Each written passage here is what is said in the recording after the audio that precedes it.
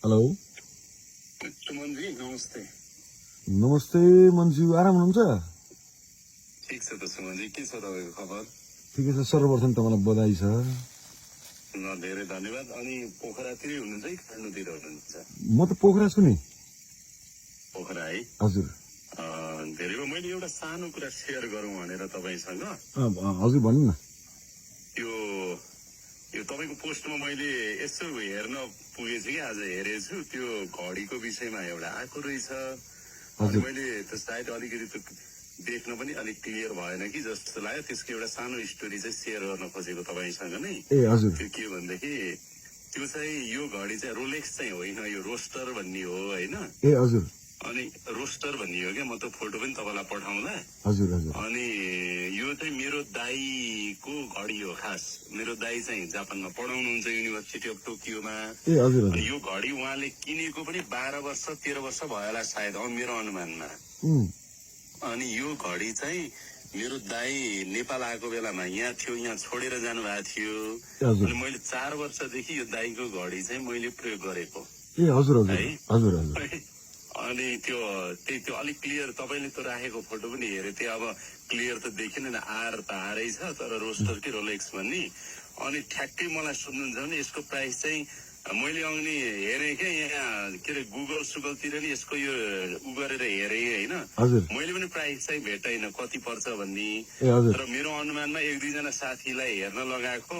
अब कसैले 40,000, कसैले 50,000, 60,000, 30,000 यस्तो आएको छ नेपाली रुपियाँ चाहिँ। आएको छ। खासमा चाहिँ मैले अब यो के सामाजिक सञ्जालमा यस्ता शान्तिना कुरा भनिराख्नु भनेर बरु तपाईँलाई नै म क्लियर गर्छु भनेर म फोटो पनि पठाउँछु। यो चाहिँ रोस्टर भन्ने रहेछ घडीको नाम। अनि अहिले यो मोडल चाहिँ पाइँदो पनि रहन्छ कि, एकदमै पुरानो घडी हो यो, 15 वर्ष जति भयो होला मेरो अनुमानमा। त्यो बेलाको लिमिटेड एडिसन हो कि परिया हैन?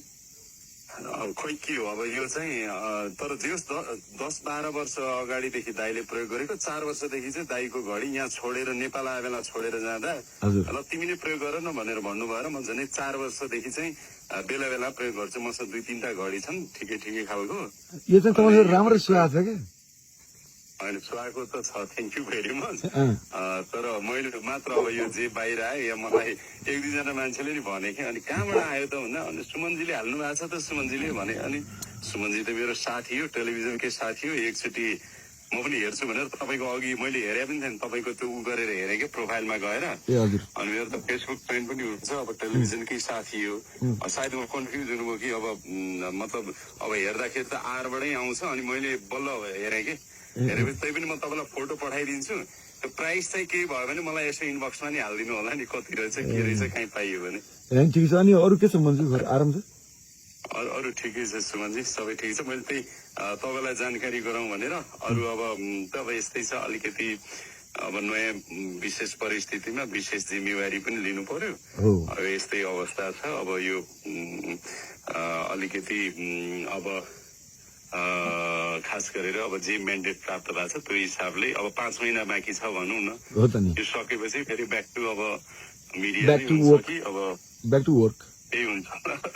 त्यही नै हुन्छ होला। हुन्छ मन्जु, अब म नि पोखरा छु, काठमाडौँ आएपछि भेटौँ ल। ल मैले त तपाईँलाई यो क्लियर गरेँ, फोटो पनि पठाएँ है तपाईँलाई मैले। ल thank you so much. Thank you. हस् मन्जु, हस्।